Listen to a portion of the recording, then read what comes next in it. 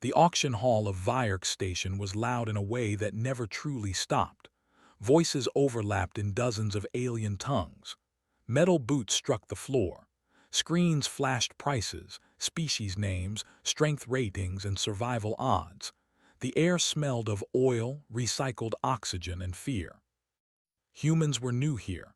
They stood out not because they were loud or large, but because they watched quietly. Their eyes moved carefully, always counting exits, guards, and distances. Many species thought that meant humans were weak or unsure. They were wrong. Ethan Cross stood near the back of the hall, hands relaxed at his sides. He wore a plain jacket with no rank symbols, only a small human emblem on his shoulder. He was not here to buy anything. At least, that was what he had told himself. The auctioneer's voice boomed across the hall as another creature was dragged onto the platform. It was small, trembling, with pale skin and 4 eyes filled with terror. The price was low. It sold quickly. Ethan looked away. He had seen war zones, refugee camps, and burned cities. Still, this place made his chest feel tight. Slavery was legal in many parts of the galaxy. Humans hated that fact, but right now, they were not powerful enough to stop it everywhere. Next item, the auctioneer announced. Combat-grade specimen, former rank, vanguard-class warrior, species, Kareth. The room shifted. Guards pulled a tall figure onto the platform. Chains wrapped around his arms and neck, glowing faintly with suppression fields. He was big, even by alien standards. Broad shoulders, thick limbs. His skin was dark gray, marked with old scars that had faded but never vanished. One of his horns was broken near the base. His posture was straight despite the chains. A warrior. The crowd murmured.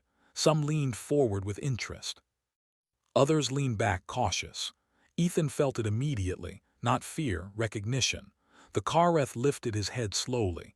His eyes were deep red, steady and tired, not empty, not broken, just worn. The auctioneer smiled. This one fought in 3 sector wars. Recorded kill count exceeds 600. Conditioning complete, obedience guaranteed. That was a lie. Ethan could see it. The warrior was not obedient, he was controlled. There was a difference. Bidding started high. Numbers climbed fast. Military buyers, crime lords. Private collectors. The warrior did not react. He stared forward, jaw tight, breathing slow and measured as if he were still on a battlefield. Ethan should have walked away. He didn't. As he turned, the warrior's gaze shifted. Their eyes met across the crowd. Something changed. The Kareth's breathing faltered for just a moment. His eyes narrowed, not in anger but in focus. He studied Ethan's face, his stance, the lack of visible weapons. Then slowly, carefully, he lowered his head. The crowd did not notice. The warrior leaned forward against the chains just enough to strain them. And then he spoke. His voice was rough, quiet, and controlled, but it carried through the noise like a blade through cloth. "Please buy me, human." The auction hall went silent. For half a second no one moved. Then laughter burst out from several directions. "A slave begging a human," someone mocked. "Pathetic," another voice said. The auctioneer blinked, surprised, then laughed nervously. "Ignore that, conditioning lapse, minor." Ethan did not laugh. His heart was pounding. The warrior had spoken galactic common, poorly, carefully, like someone who had learned it by listening in pain-filled rooms. Ethan stepped forward. People noticed then. Heads turned. Eyes followed him as he walked closer to the platform. The auctioneer raised a brow. "You wish to bid, human?" Ethan looked up at the warrior. Up close, the scars told stories. Old burns, blade marks. The signs of someone who had survived things meant to kill him. "Why?" Ethan asked quietly. The warrior met his gaze. His voice was barely above a whisper now. "You are human. That's not an answer." "You look," the warrior said, choosing words slowly, "like someone who sees warriors, not property." The chains hummed softly as the warrior clenched his fists. "I do not beg easily," he added. "I will not survive another owner." The auctioneer snapped his fingers. "Enough, bidding continues." Ethan didn't look away. "What's his name?" he asked. The auctioneer shrugged. "Designation only, Kareth Unit 72. The warrior's jaw tightened.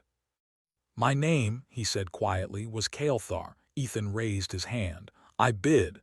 The room erupted again, this time with sharp interest. "A human wants him.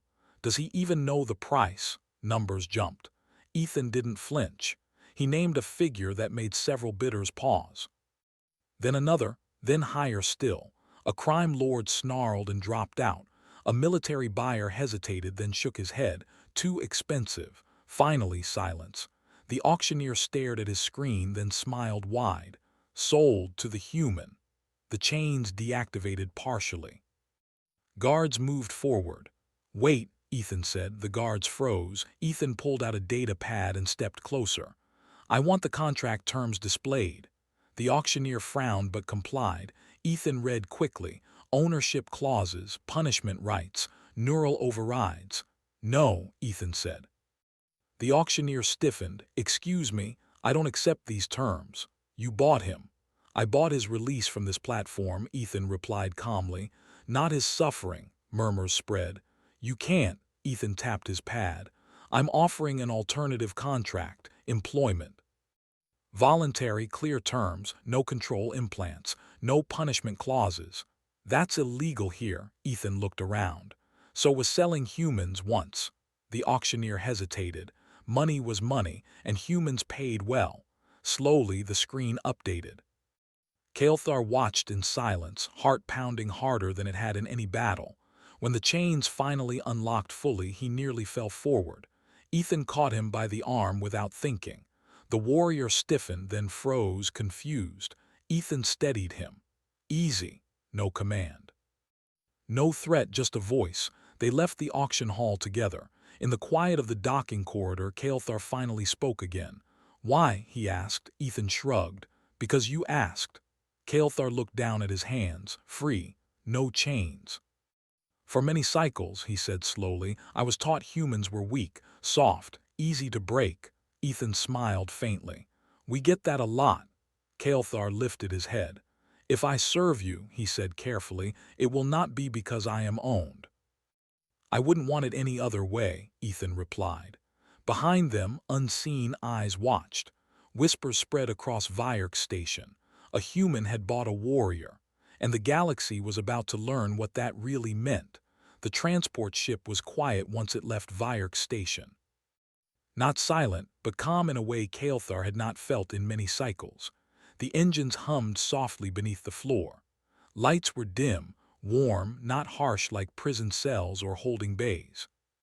Kael'thar sat on a bench near the wall, his large frame still tense, as if chains might snap back around him at any moment. His hands rested on his knees. He kept them still. He had learned long ago that sudden movement invited pain. Across from him, Ethan Cross adjusted a console, setting the ship on a steady course. He moved easily, without guards at his side, without weapons drawn. That alone confused Kael'thar more than the auction hall had. Minutes passed. "You may stand," Ethan said without turning around, "or rest, whatever you prefer." Kael'thar blinked. "I do not require permission." Ethan glanced back a little surprised. "No, you're not cargo." The words hit harder than any strike. Kael'thar slowly stood. The ceiling was high enough for him to straighten fully. His joints ached from old injuries and recent confinement, but he did not complain. He simply tested his balance, then remained standing, unsure what to do with freedom when it came without orders. "You're safe here," Ethan said, "at least for now." "Safety," Kael'thar repeated quietly as if tasting the word. "That is unfamiliar," Ethan nodded. "You want food, medical help, a shower," Kael'thar stiffened.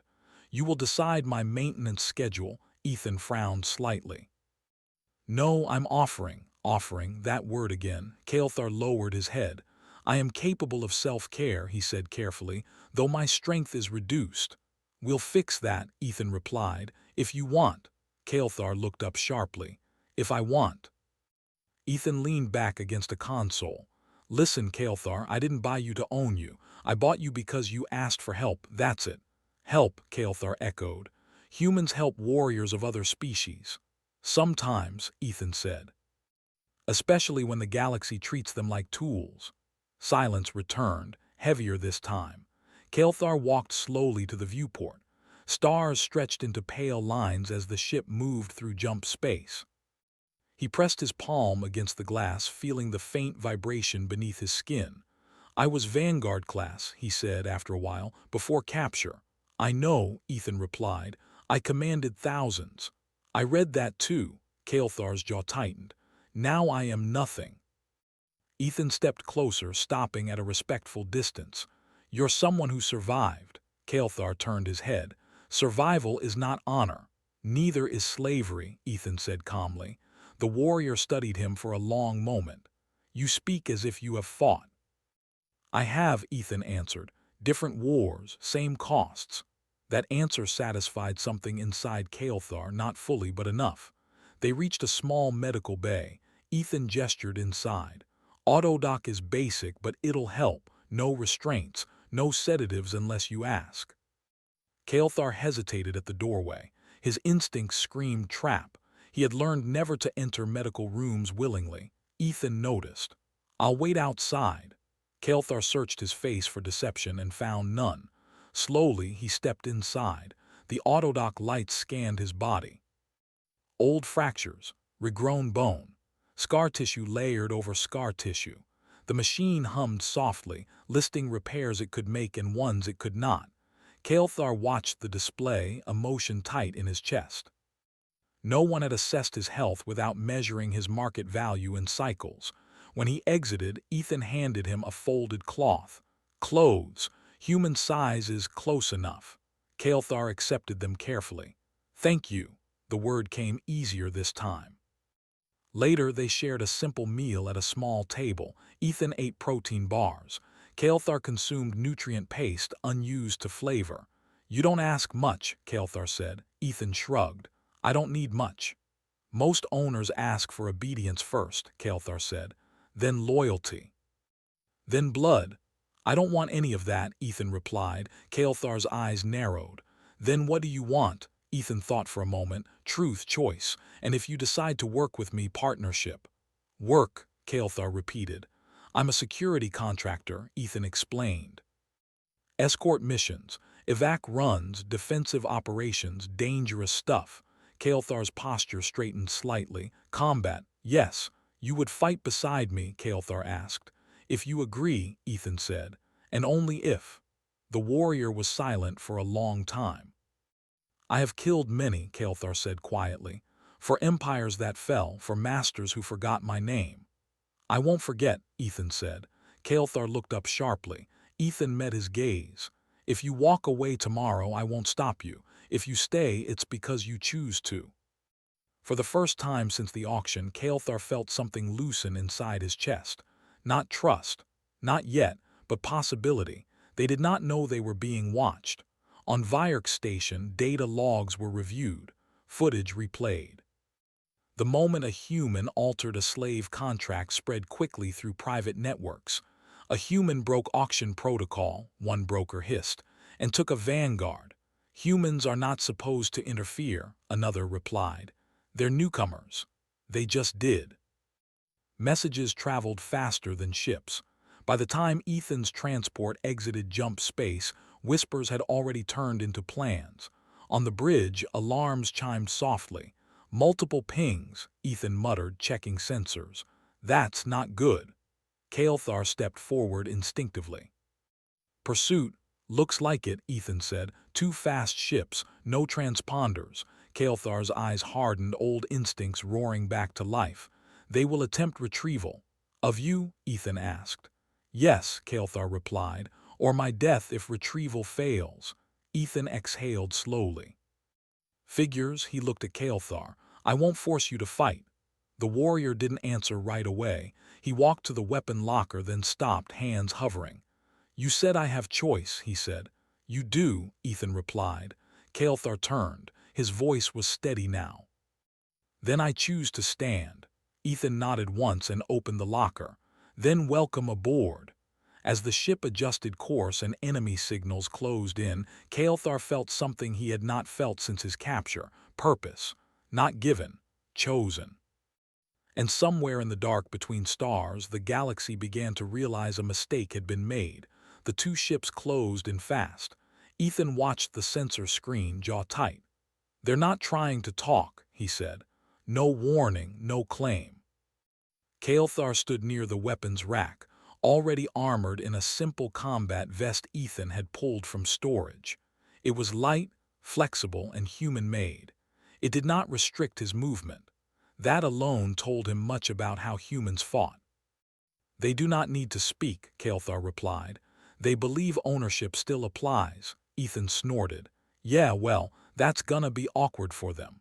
The first shots came without ceremony. Blue energy streaked past the viewport, missing by meters. The ship shuddered as the shields flared. "Shields at 90, Ethan said calmly. "They're testing." "They are hunters," Kael'thar said. "They will push until we bleed." Ethan's fingers moved quickly over the console. "Then we don't bleed." He cut engines suddenly. The ship dropped out of its smooth glide, drifting as if dead in space. Kael'thar's eyes widened. "You shut down propulsion." "Yep. They will. They'll overshoot," Ethan finished. The enemy ships rushed past, unable to slow in time. One barely avoided collision with the other. Ethan restarted engines and swung the ship around sharply. Kael'thar felt the shift and steadied himself instantly. Humans flew like they fought, fast, unpredictable, and always one step ahead. "They underestimated you," Kael'thar said. "They usually do," Ethan replied. Weapons charged.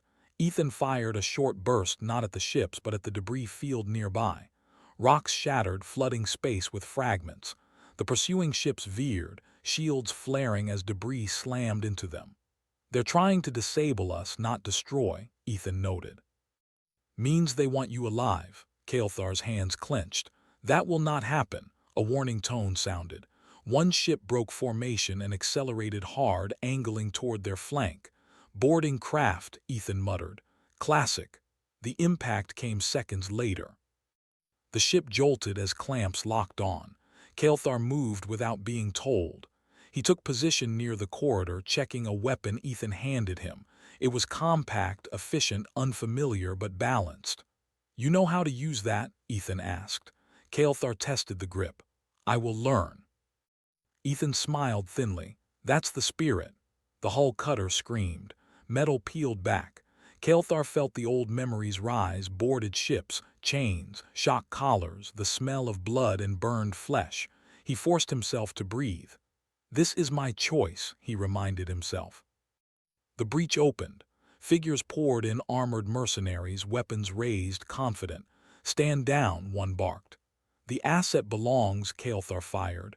Not in rage, not in fear, in defense. The shot dropped the speaker instantly.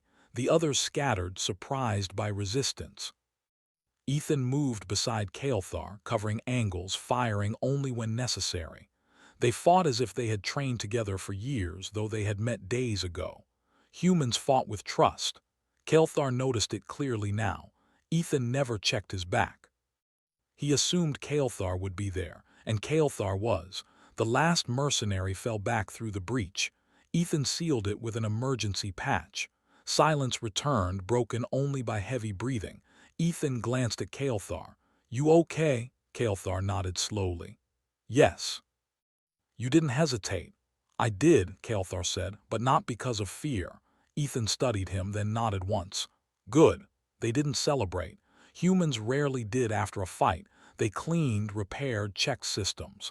The second enemy ship disengaged, limping away. "They'll report," Kael'thar said. "I know," Ethan replied. "That's fine," Kael'thar frowned.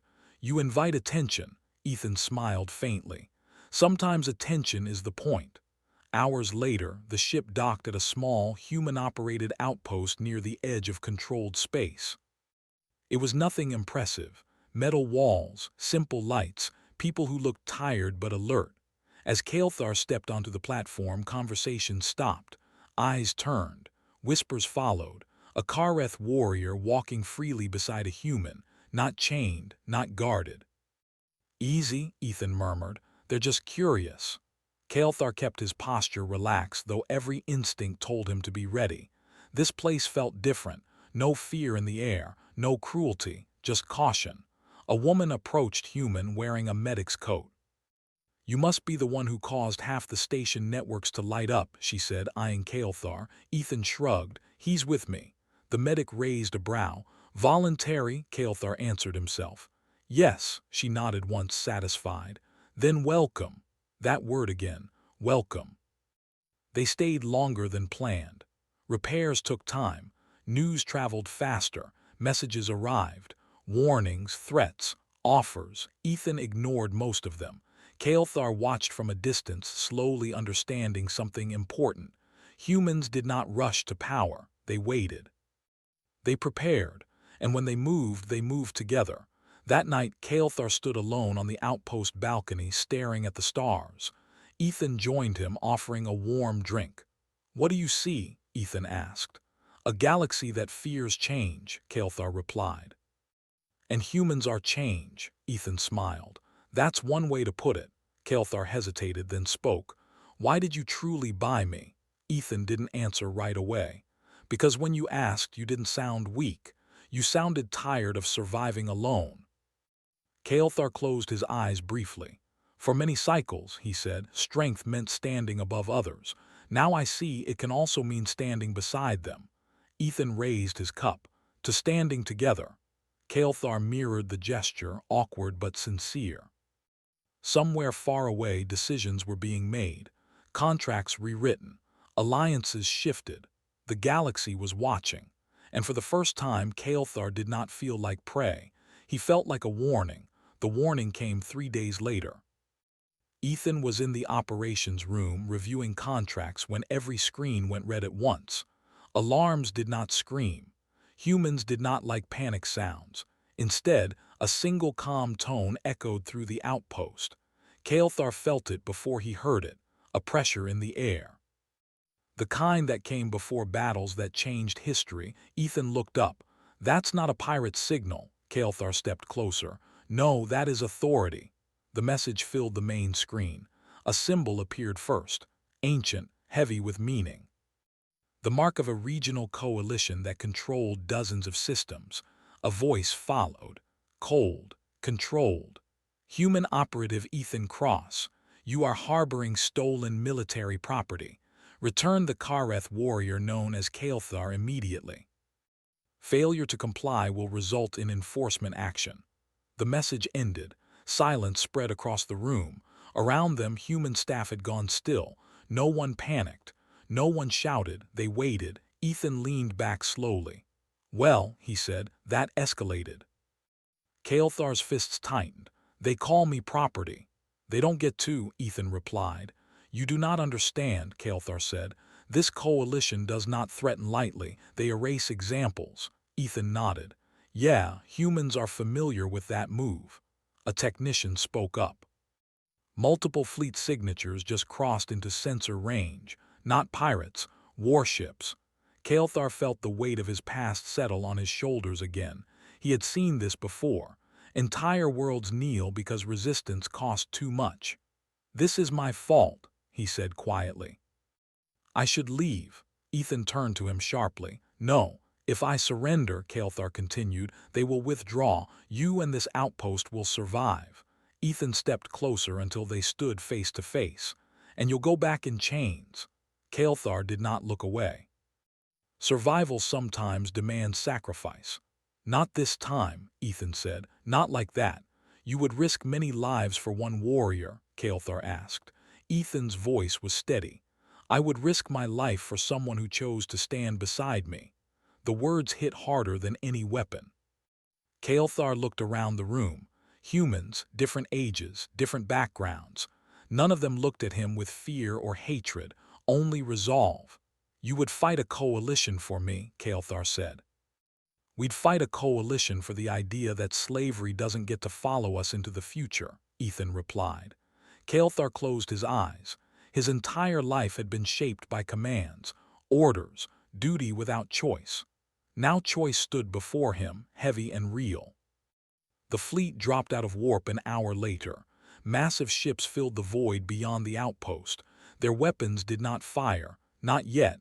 They wanted compliance. Submission. A second message arrived. You have 10 minutes. Kael'thar felt the eyes of the room turn to him. Ethan spoke first. Whatever you decide, we respect it. Kael'thar breathed slowly. He remembered his people, his fallen soldiers, the empire that had used him until he broke. He remembered the auction floor, and he remembered a human catching him before he fell. I will not run, Kael'thar said. Ethan nodded. I will not surrender, Kael'thar continued. A murmur passed through the room. I will stand, he said firmly, not as property, not as a weapon, but as myself. Ethan smiled, small but fierce. That's all we ask. Orders moved quickly after that. Humans did not rush into open battle. They sent messages, not threats, truth. Footage of the auction hall spread, the altered contract. Kael'thar walking freely, fighting by choice, standing unchained. The coalition did not like public light. Allies began to respond.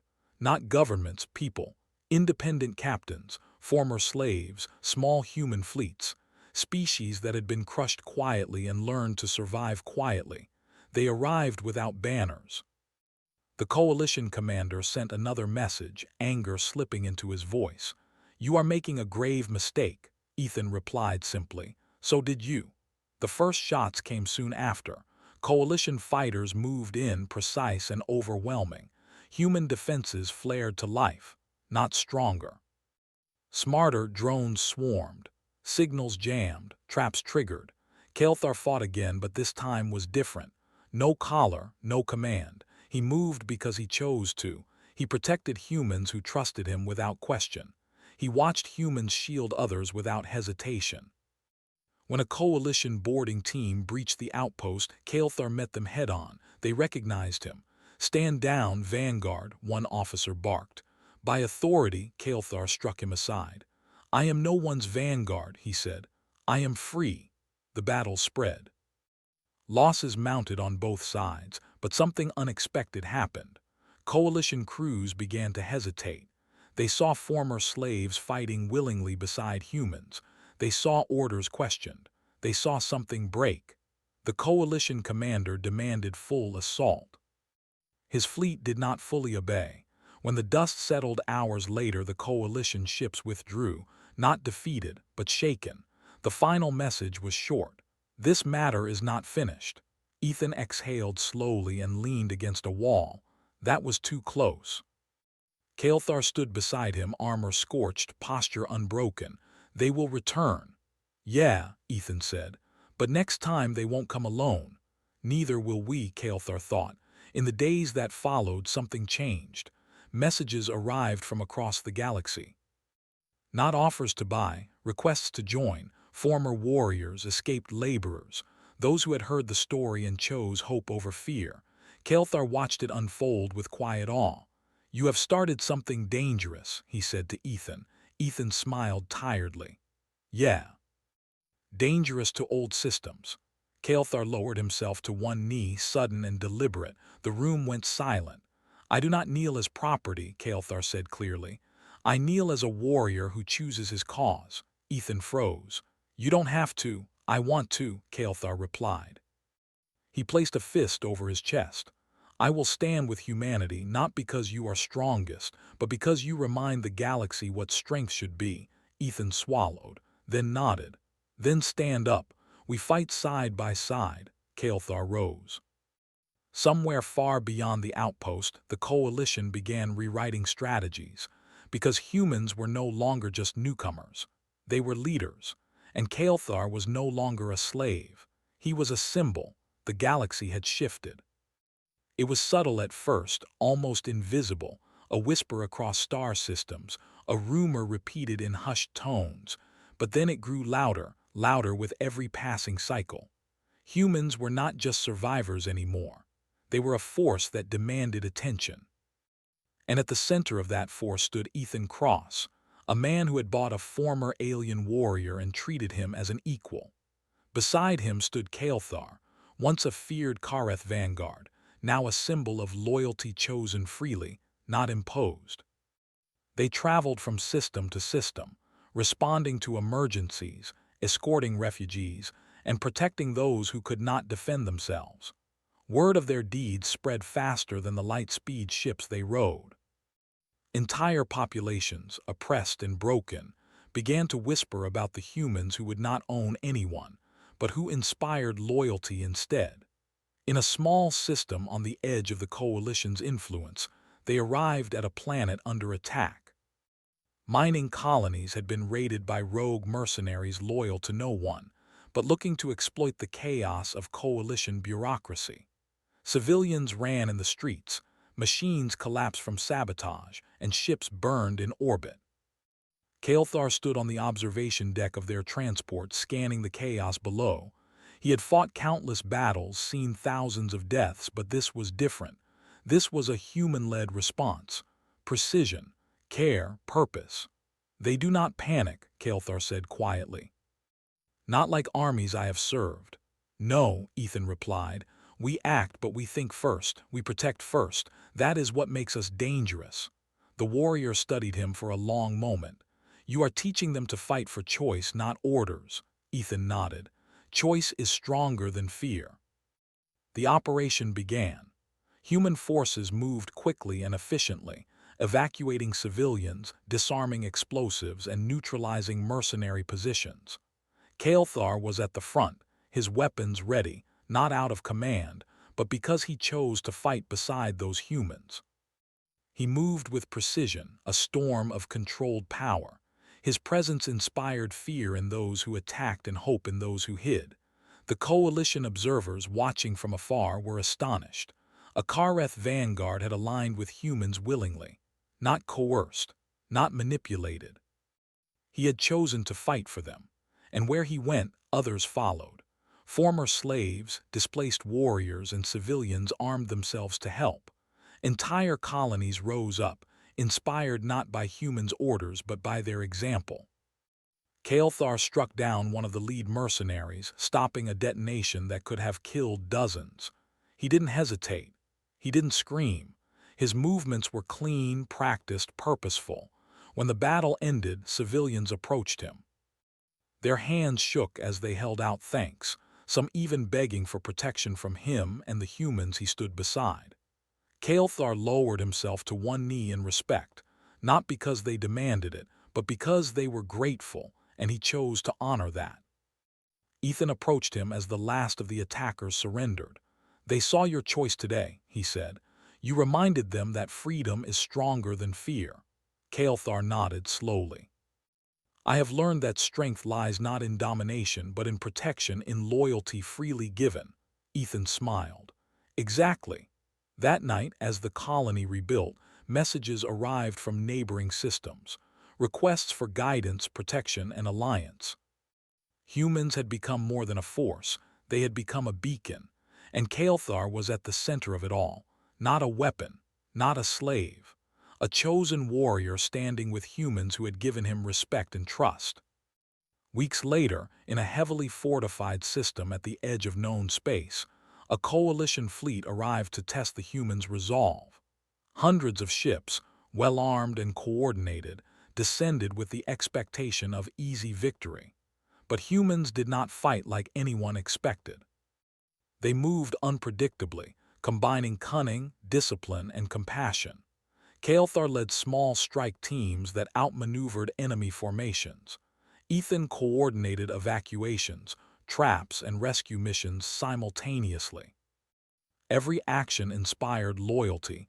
Every choice reminded the galaxy of a new kind of strength, humanity's. The coalition ships tried to take Kael'thar specifically, but he moved as if the attempts were nothing. His eyes, once hardened by enslavement, now burned with calm determination. He had chosen, and he had chosen humans.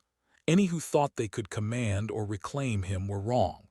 They could threaten, attack, and intimidate, but the Kareth warrior would not be broken again.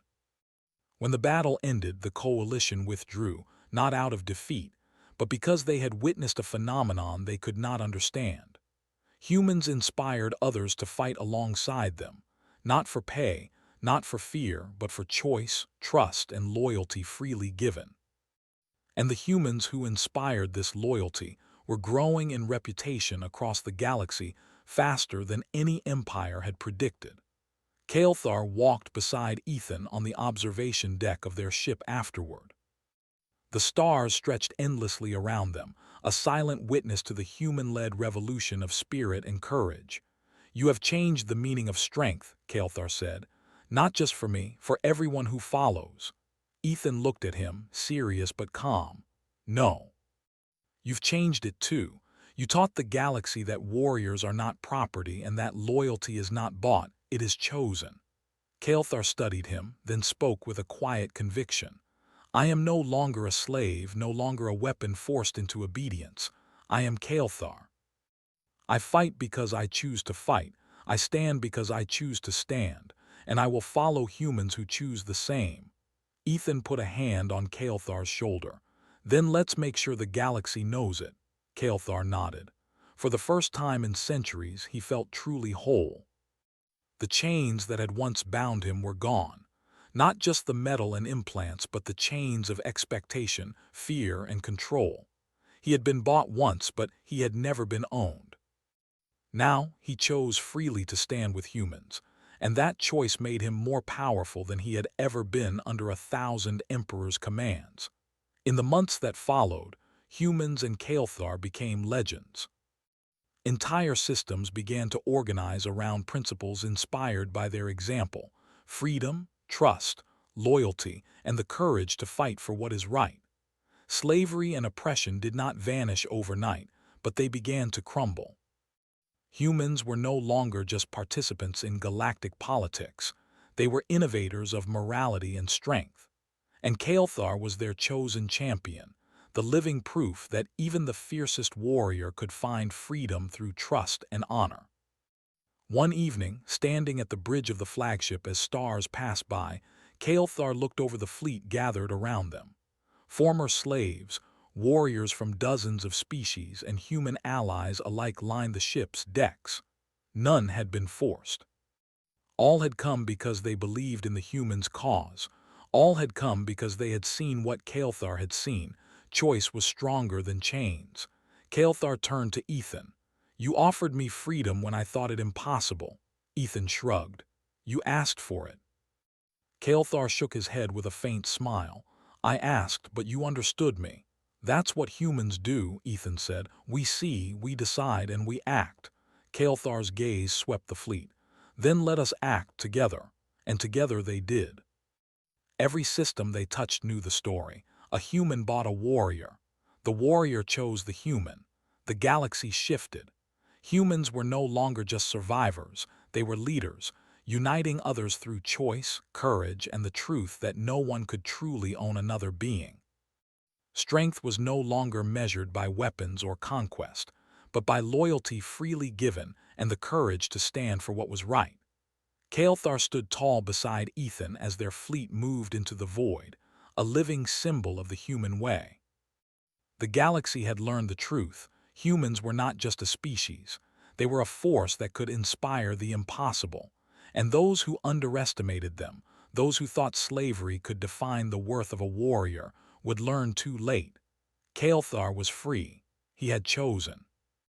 And he would fight, side by side with humans, until the stars themselves remembered what it meant to be truly strong. The galaxy would never forget.